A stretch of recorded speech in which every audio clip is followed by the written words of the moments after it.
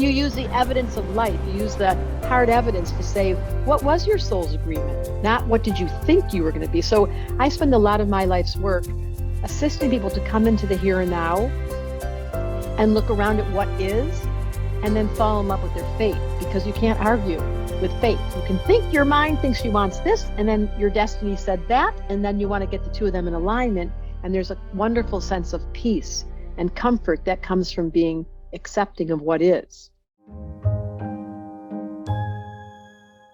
Hello, passionate listeners. Welcome to Passion Harvest. I am Louisa, your host, International Passion Ambassador. Thank you so much for joining us wherever you are in the world right now, watching or listening to this audio.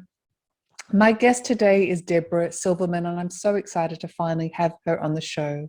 Debra is an internationally recognized astrologer, breathing new life into an ancient practice. Debra has developed a unique psychological spiritual model, combining her expertise in esoteric, soul-centered astrology with her extensive education in psychology to help those going through major life changes, especially in crisis.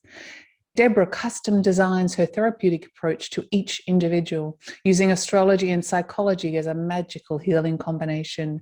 Debra specialises in helping thousands of individuals achieve emotional health and wisdom based on their unique personality and the four elements: water, air, earth, and fire. She is the author of The Missing Element, Inspiring Compassion for the Human Condition. This is her story, and this is her passion. Debra, welcome to Passion Harvest. The name Passion Harvest. Thank you. You harvest passion. Exactly. Yeah, you got it. That's great. So thank you so much for being on the show. Let's dive in. I know I looked at your website and had a look at a couple of things, and you found your life's purpose when you found astrology. Do you mind just briefly discussing that? You know, there's two different kinds of people, is my theory. There's people that wander to discover, and they learn everything that it's not as far as their purpose or their mission or their goal in this life, and they do multiple things in order to find it, and sometimes they don't even find it. And then there's people that just go, I know what I'm going to do, and I was the second category. I knew about astrology and psychology at a very young age. I didn't know I would marry the two, but I was in love with psychology and I was in love with astrology at the sweet age of like high school. And then I went to graduate school and really went deep into the psychological model. And then I made up my own. So it's come from a very deep entrance from a young age of being fascinated by people and never getting bored. That's amazing. And I'm digressing here, but I know we're going to get asked the question, how do I find what if someone who hasn't found their purpose? What's your advice for that?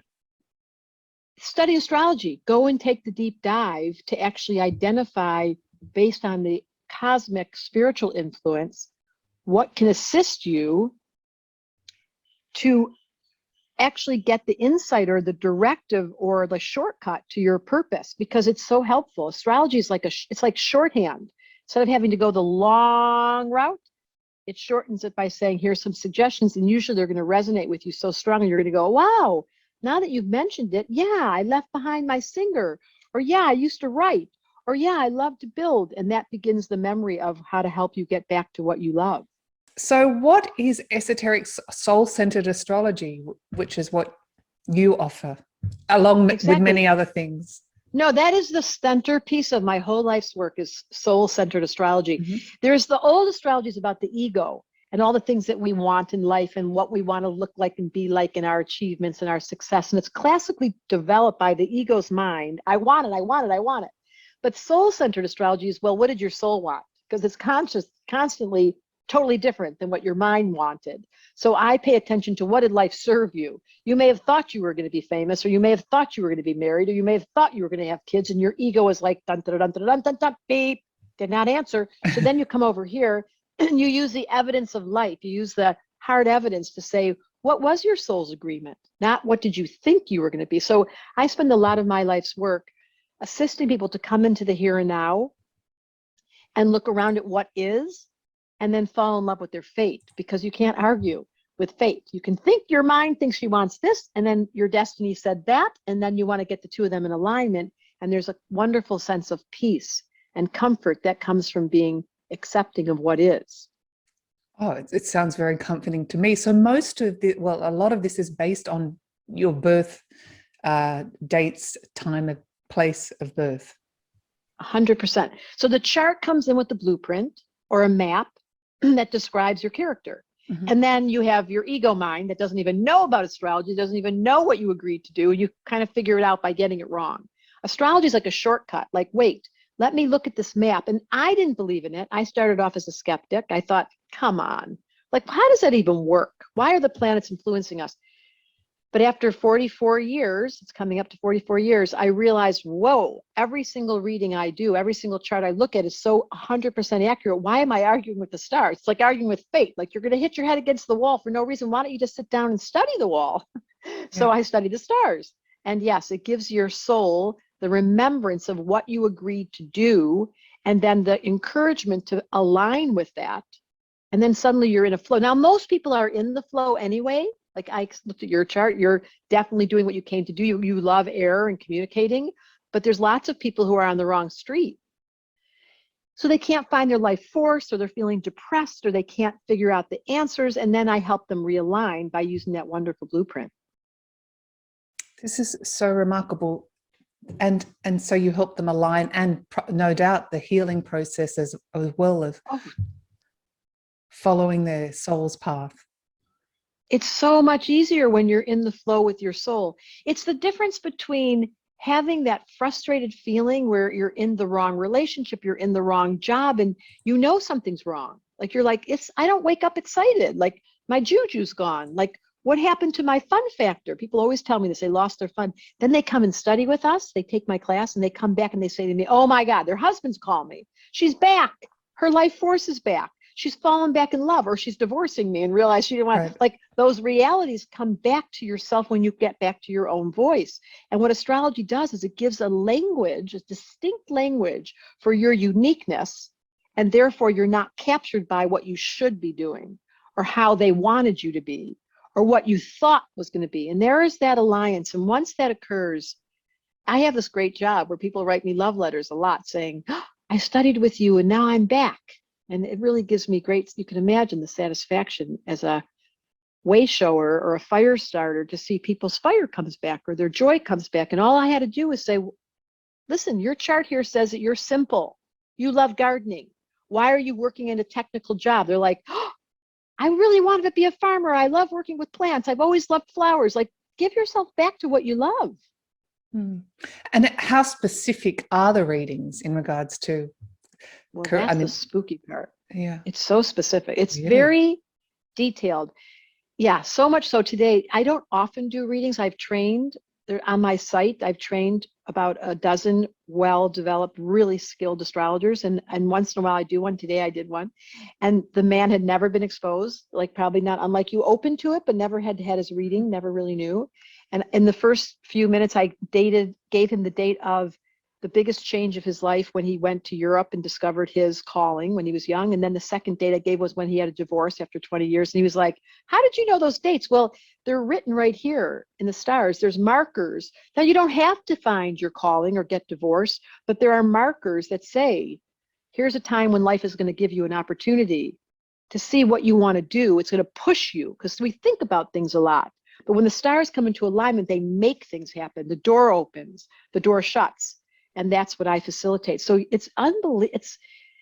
It's so accurate. It took me from being a skeptic to a firm believer with no doubt now. I used to say astrology, I didn't believe in astrology, but it believed in me. Like, it had a relationship to me. And then as years went by, I realized, wait a minute, I believe in astrology. Without a question now, I can confidently say, I firmly believe that the stars are directing us with the wisdom keepers who know how to read the signs. And often, you were just talking about how you pinpointed those specific dates in this man's life. We can also often look at conflict as an opportunity for growth as well. And that must transform things.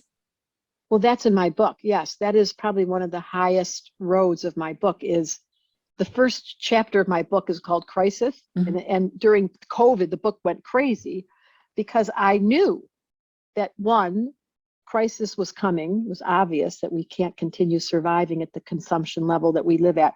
And then 2, that crisis is the doorway to waking us up. I hate to say it, but when things go wrong, the lights come on and everybody comes to, we start praying, help, help, and everything wakes up. So crisis, unfortunately, is a doorway to inviting us to wake up and take our responsibility back. So it's up to us to use it as an opportunity to grow or remain stagnant, I guess. Yeah, or contract. And we know lots of people that, like, I'm, in my mid 60s. I know it's surprising, but I see lots of people my age and I think, they got stuck in time somewhere. They stopped eating well. They lost their juju. They got caught in a bad story and didn't get out. And that's what prevents and contracts. And then the crisis becomes a marker and you become identified to the divorce or identified to the illness. And that changed everything and I never recovered. Or you get a good astrologer that goes, wait a minute, come back. Let's just do a little backup here. Let's review what happened and let me get you back into the groove. And again, it's still their free will or choice to take that opportunity. The whole thing revolves around, that's right. The whole thing, it's all about a decision to say yes to life. And how important, and I know this is related to your congratulations on the book, by the way, but the 4 elements, how important is that to astrology as well? Well, the foundation of all of astrology is the 4 elements. It's Egyptian. That was the Egyptian model. The basis of all of the American Indian and North America, 4 elements, 4 directions. I live in Hawaii. Hula is all based on the 4 elements. It's in the tarot deck, the magician, the first stop, it starts off with the Fool is the 0 card in the tarot deck. You have to be crazy to come to this planet. That's the first card. Then the next stop is the High Priestess, where you go in and go, what did I do coming here? Give me my mission. And then the next card is the Magician, and he has 4 elements sitting on his table. You can't enter life without understanding water, air, earth, and fire. So it's an ancient model that is a resource that I think we overlook. We take it for granted, the water we drink, the air that we breathe, the food, the sun, and those 4 elements are the centerpiece of everything. I'm devoted. I really literally cherish and worship the 4 elements as an astrologer, but also as a magician or a magician. How do you call a girl magician? A sorceress. Is that right? Well, magician sounds okay. Okay, I'll take it. Either or. So as a magician, which it's a little funny word to use, but I would say as someone who performs magic in my life and really depends on miracles, it's the 4 elements that I rely on. Because I was having a look at your book. You had I wouldn't call it a test. I forgot the word you used. Which one are you predominantly more of the elements? And I found that I was incorporated. All of them were incorporated in my nature, my personality. Yeah, you have some mastery. I looked at your chart. You've got some high level intelligence that you think ahead. You think about things. You really do have a gift for being able to quickly get something. Probably in school, you were the smart kid that went, I got this. Why are we repeating it? So this is just an indicator that you're operating with all 4 elements. That's the goal. There's 4 wheels in a car, water, air, earth, and fire. If one wheel's down, the whole thing goes off. But if you are balanced, water, the emotional, the intuitive, silence, knowing how to be tender. Some people are closed. They turn to ice. They stop feeling. Air, you got to be able to talk and do relationship to get along on this planet. You have to be able to have people to play with and be able to do what you're doing here, learning, staying awake. That's air. The airheads, at their worst, they're scattered. At their best, they're intellectuals. Earth are the people that are super grounded and they get money and they make things and they execute and they organize, and they can be a little boring because they're so wanting to get it right, but they are the people that make sure we're on time and we make sure the taxes are paid. They're the practical people. Right. And then the fire people are the fun factor. They're the ones that are having so much athletic and acting and drama and drinking and partying. It's the fun factor. So you need all 4 of those. And the low level of fire is the addict who can't stop partying. And the high level of fire is the enthusiast who really loves life. And you need to have the sensitivity, the verbal, the practical, and the fun. So the ideal is to balance all 4 of them and be aware if you're leaning towards one more than the other. 100%. That's the goal of the game. And you can very quickly, like in your personality type, you really do have a balance. Earth is your lower element. It's not your strong suit, the practical, but you've got it indirectly, like organizing. You have to work at it, right? I think so. Yeah. Yeah. Do you feel like you're super organized? Is that easy for you? I do. Yes. I feel like I'm generally quite organized. You do actually, you do have, I'm just looking at your chart. You do have all four. You're low in Earth in the chart, but you are Virgo rising. I don't know if you knew that. So you've got the gift of organization. So you really do have all four, Louisa. Yeah, you're a balanced personality type. Is there anything that you have to tell me that's not necessarily? Well, I think the biggest thing is that you're very advanced. I think the hardest thing about being you is that this is the podcast you're doing. You want to bring to us very advanced thoughts that are not limited. I think probably for you, being around ordinary people when they're not open-minded is just boring. Like you're like, uh-oh, I got to go. I can't listen to this anymore. You have to have stimulation of people that are open-minded. Yeah. I agree with that. Well, thanks for sharing that. My whole life seems to be open on Passion Harvest. It's an open book. I have to ask, what's the most common questions people ask you when they come for a reading? I think everything from what's my life purpose, I think that's probably the number one question people are curious what they're doing on the planet, to should I have a baby? Am I in the right relationship?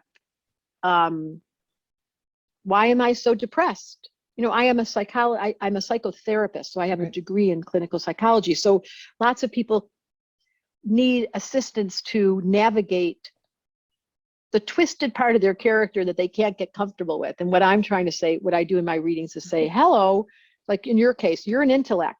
If you're with someone who's not thinking, it will drive you crazy. You'll find them boring. And then you'll feel bad because you don't want to be judging them, but you'll judge them. Oh my gosh, I do. Not in relation, like not a romantic relationship, but I sometimes think, oh my gosh, I'm judging people, but you're right.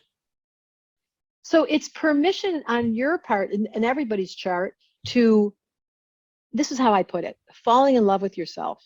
Like you have to know that about yourself, that you are going to be around people that are stimulating, or you won't want to be around them. You'd rather be alone.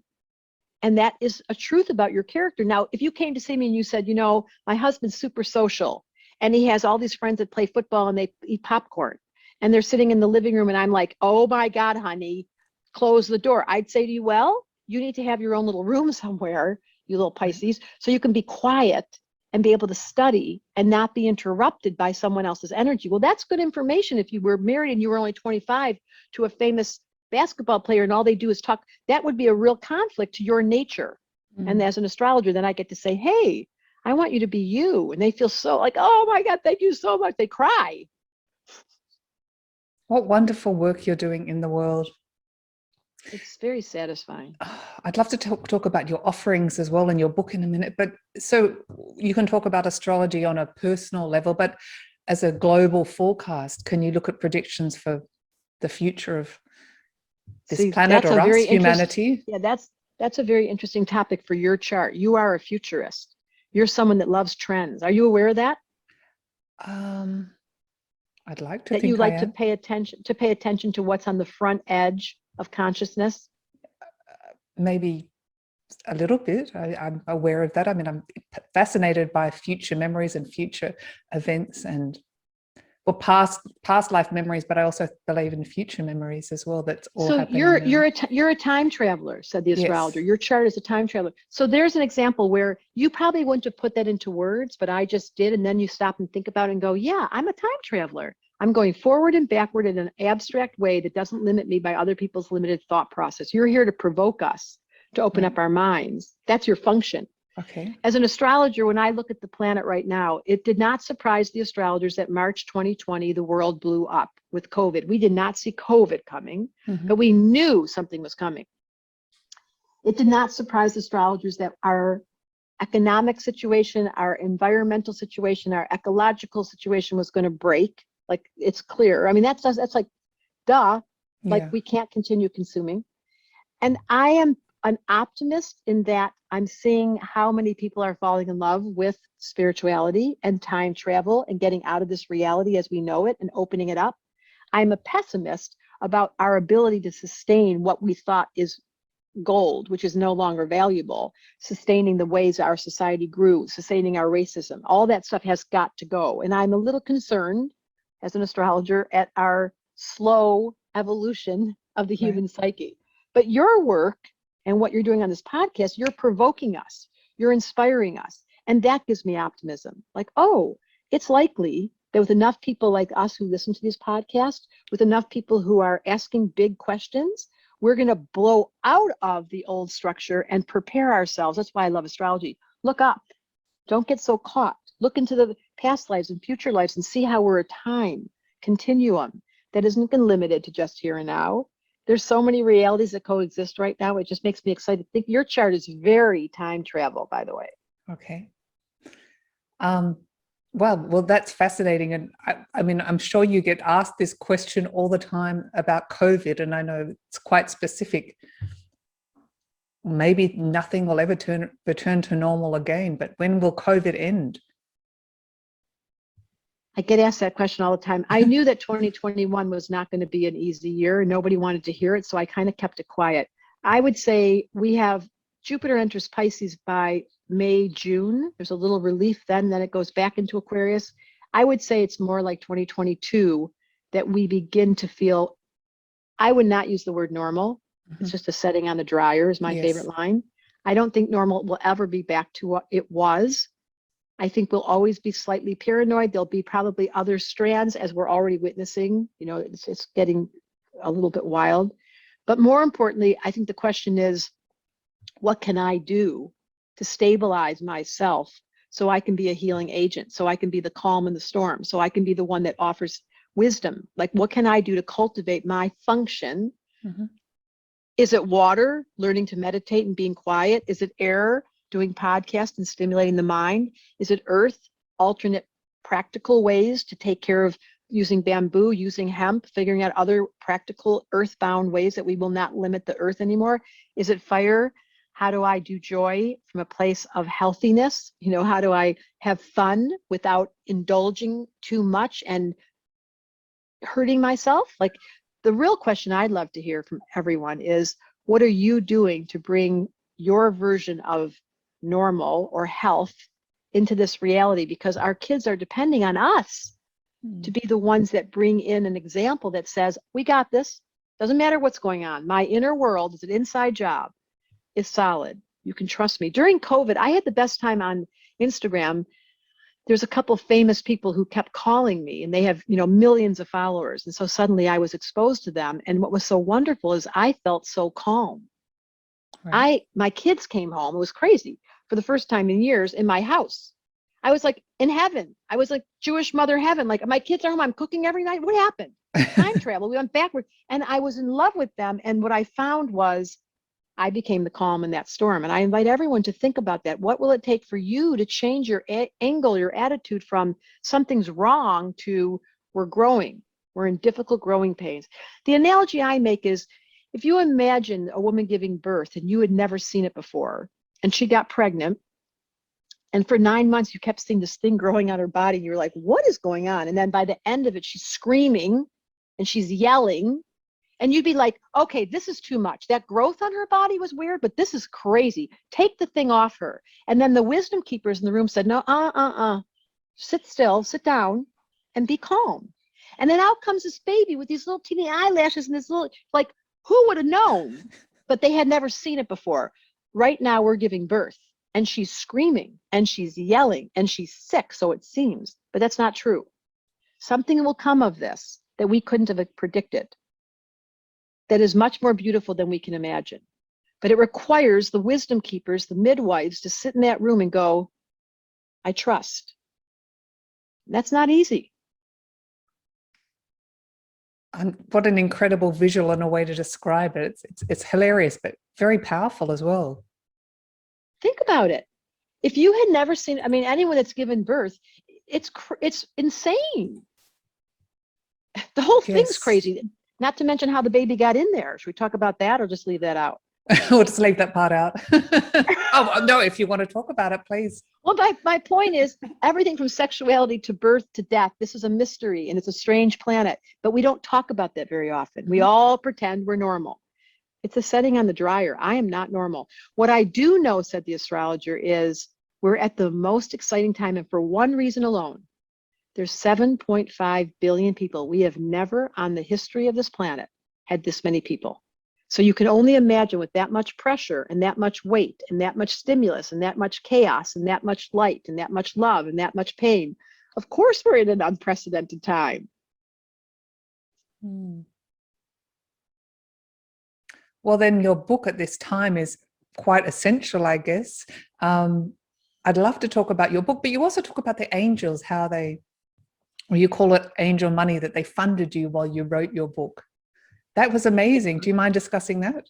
That's the craziest story. It's one of my craziest stories. I was going to make a list of the crazy stories, and that's right up there in the top.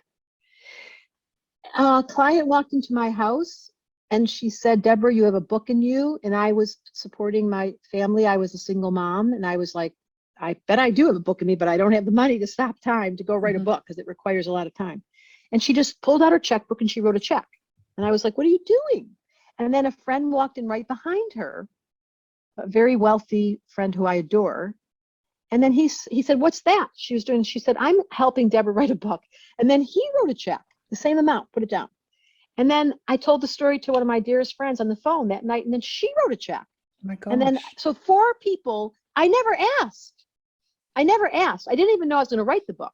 Before that week was over, 4 people wrote me a check and I had enough money to go take a chunk of the year to go write the book. And that's how, and I don't often tell that story. I'm glad you asked, but they'd never asked me to pay them back. I often think about that. I should just mail them a check each. I'm going to do that. Anyways, the point of that story is angels are real. And when spirit wants you to do something, I guess it made itself pretty clear, didn't it? Yes, that's wonderful. I'm sure you get, this is a question I get asked quite often. I'm sure you do as well. How do we connect with angels or our spirit, and what do you mean by spirit? I am a practical person, which is why my astrology is so hands-on. When I teach it, it's very grounded. It's not woo-woo. It's called applied astrology, my school, so you can apply it. So when people talk about spirit and angels, I understand the question because it sounds woo-woo. And over the years, as I said, I'm in my mid-60s, I've come to find out that in no uncertain terms, magic is real and that they are really talking to me. And so I've had, for example, that example, but I can cite so many examples for you where I was like, how did that just happen? And enough of those things happened where I couldn't argue anymore. You want another example? Sure. You're so good at this. I had about 4 years ago, I broke my shoulder on a bike accident, and 9 months went by that I was in so much pain I couldn't lift it. It was not, and I do yoga and I swim and I play tennis and I walk and I hike, and I couldn't do any of it for 9 months. And I was so upset. And someone taught me this phrase: treat God like a dog, like just scream, come here now, like that's it. I'm sick of this pain. So I did it. I was like, I am sick of this pain. I need your help. If you want me to be in this world, you help me. This is a true story. I had a flat downstairs in my house, and this man came to my house to stay. Very rarely do I ever, because it's rented for years at a time, but it was open. And he came in downstairs, and I went down to give him the lease. And he was a big man from New York City. He apparently was a doctor. He was Black. And I was like, in Boulder, where I lived, it was just, I didn't know how he ended up there. It was like, how did you come from New York City to Boulder in my basement to live? And he said, well, I'm going to the university in Denver because I'm learning about surgery, orthopedic surgery on shoulders. And I was like, what? And he told me he was in a fellowship at the university in Denver on shoulders. And I was like, you're kidding me. Wow. And I said, well, that's funny because my shoulder is so sore and it's been so sore for so long. And he said, well, I'm going to give you the name of the best doctor in Denver. Wrote the name down. The next morning I came down to get his papers signed, and he said, you know, I can't live here. This is so silly. I'm too far away from Denver. I'm going to move out right now. I'm not even going to stay another night. And he went off to Denver, and I went to that doctor. The doctor put one shot in the back of my shoulder, and from that moment on to this moment, I've never had a moment of pain.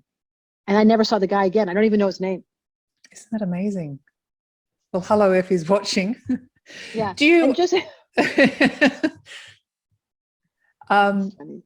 do you hear people say they hear angels, or I do sometimes hear spirit or angels telepathically communicating with you, aside from the actual events or actions that show up? Well, I'm so practical, and part of my astrology practice and how I teach is practical. Do I hear voices, is what you're saying? Do I hear the spirits talk to me? I think at this point I could say yes. I'm skeptical because I'm so what's that word? Like I'm so verbatim, like I'm so practical. I'm like, did I really hear a voice or did I just make that up? So I would say, in no uncertain terms, I see the evidence, angel money, healing of my shoulder. I hear or sense, I think more accurate would be intuit directions, and they put me in the right place at the right time. I'm literal is the word I was looking for. I'm not literally going to tell you that someone whispers in my ear and talks to me, although I know many people that happens to, where they get direct messages. I'm not that person. I get nudges, I get direction pushes, I get assistance. They don't talk to me. I wish they did. I might be scared if I saw one. Have you ever seen one? An angel?